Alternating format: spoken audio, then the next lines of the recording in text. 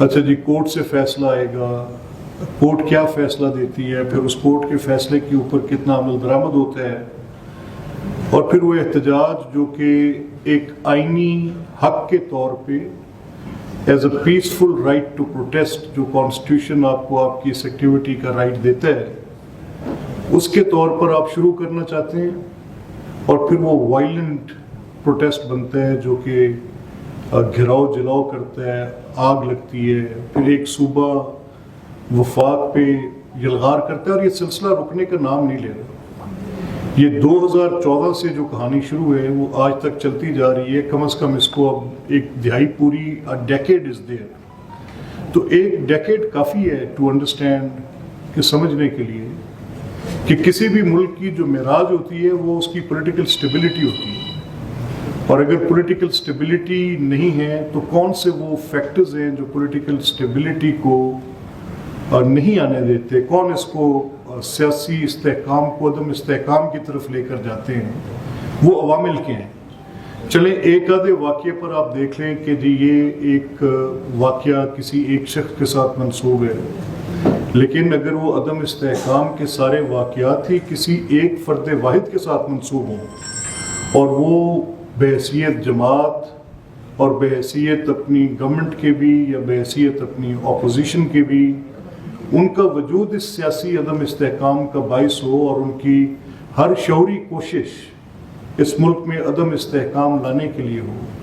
तो फिर आप कैसे इस चीज़ का अहाता करेंगे, कैसे फ़ैसला करेंगे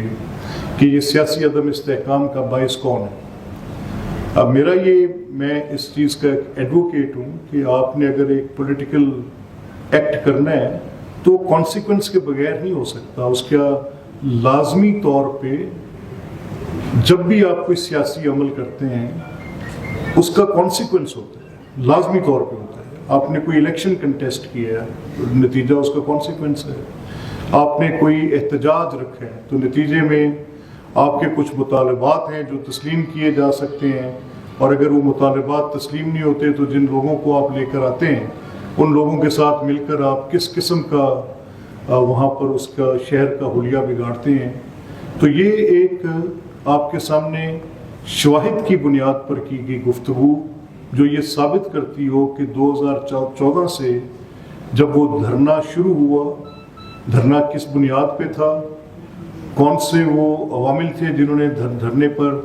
एक सियासी जमात के सरबराह जो थे वो खुद वहाँ पर पहुँच गए और 128 दिन तक वहाँ पर बैठे रहे। अब उसी किस्म की एक बाज़गश्त फिर उठाई, और फिर इनके मुतालबात जो थे वो उनकी क्या फहरिस्त बनी। मैं आपका वक्त ज़ाया नहीं करना चाहता, मैं अब सीधा मुद्दे पर आता हूँ कि आज के दिन में अगर आज आप समझें कि हर महीने में एक तारीख आप मुल्क के अंदर एहतजाज की एक कॉल आप देंगे, और उस दिन आप पूरे मुल्क की हर सड़क को रोकने की बात करेंगे, आप उस दिन पूरे मुल्क के अंदर अफरा तफरी फैलाने की बात करेंगे, आपका उस दिन पैगाम ये होगा कि आपका जो कारकुन है वो घर से बाहर निकले, और जो नहीं निकलेगा वो अपने आप को जमात से बाहर समझे। और उस दिन आप ये कहेंगे, ये कोर्सिवली आप कहेंगे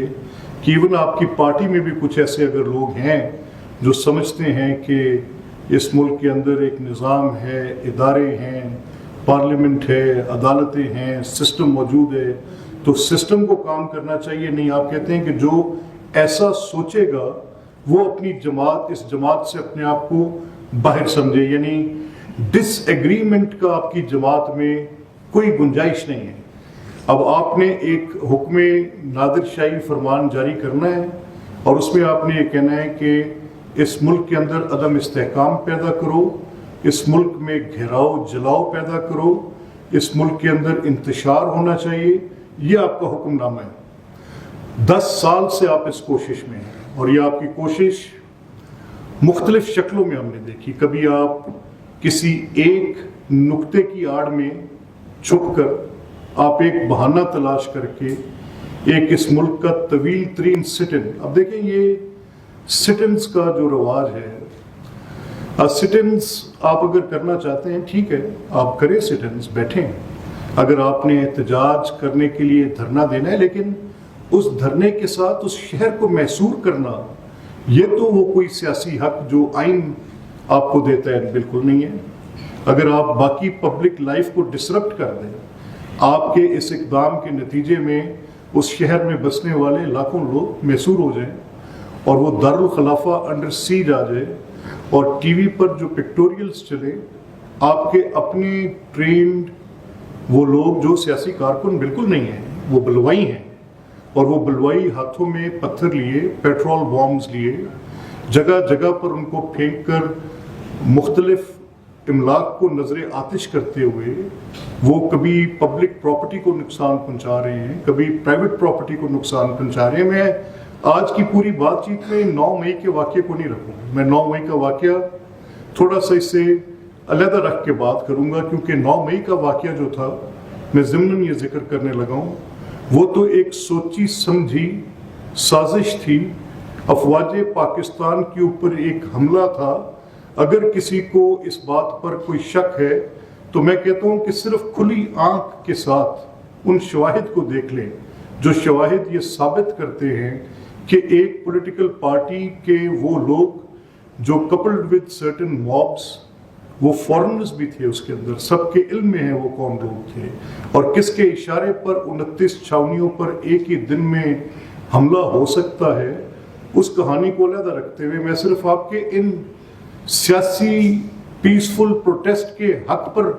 आपकी जो मैंने कल आपकी पार्टी के कुछ अकाबरीन की गुफ्तगू सुनी, जिनमें वज़ीर आला खैबर पख्तूनख्वा भी थे, तो मैं सिर्फ ये पूछता हूँ, मेरा तो एक आम शहरी का सवाल है, मैं तो एक